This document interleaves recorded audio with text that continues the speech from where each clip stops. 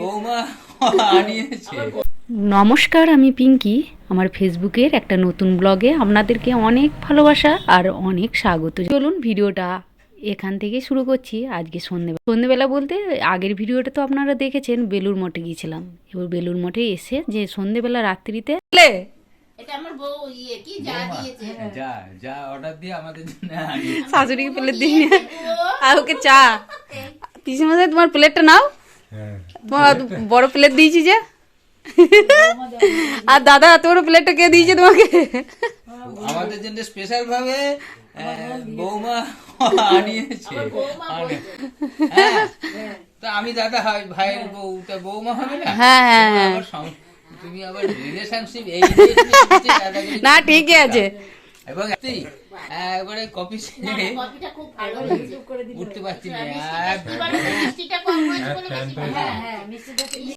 সত্যি সবাই মিলে যে কথাবার্তাগুলো হয় সেগুলো শুনতে ভীষণ ভালো লাগে। পরে যখন ভিডিওটা এডিট করি মনে হয় যেন মিউট করব না।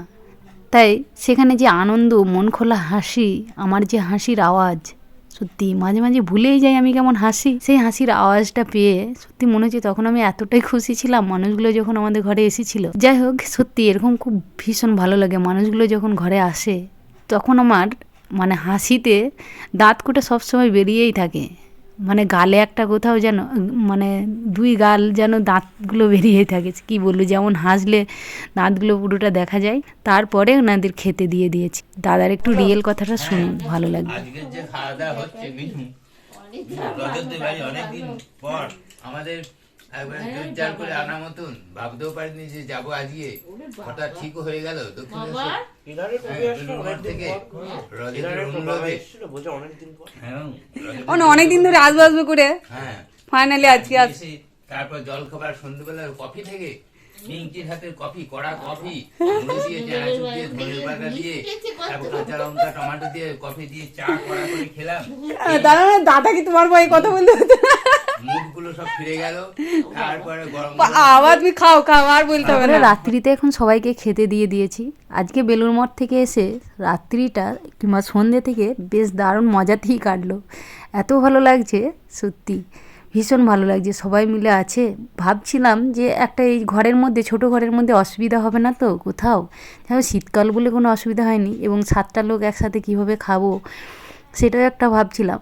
তারপরে কোনো অসুবিধাই হয়নি, স্মুথলি হয়ে গেছে। সত্যি এত ভালো লাগছে, কখনো ভাবতেই পারিনি যে এরকম কোনো অসুবিধা হবে না। তারপরে আমাদের শোয়ার কাণ্ডটা একটু দেখুন, রিয়েলটা রেখে দিয়ে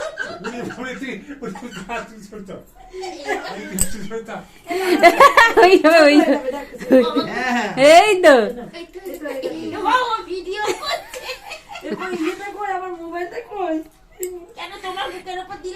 শীতটা একটু বেশি করে পড়লে ভালো হতো, বলো। সত্যি ভিডিওটা এডিট করার সময় আরও হাসি পাচ্ছিল, ভীষণ মজা হচ্ছে, আর মিস করছিলাম এই দিনগুলো। সত্যি এই ভিডিওটা থেকেই যাবে। আপনাদের ভিডিওটা কেমন লাগলো অবশ্যই কমেন্টস করে জানাবেন, আর ভালো থাকবেন সকল।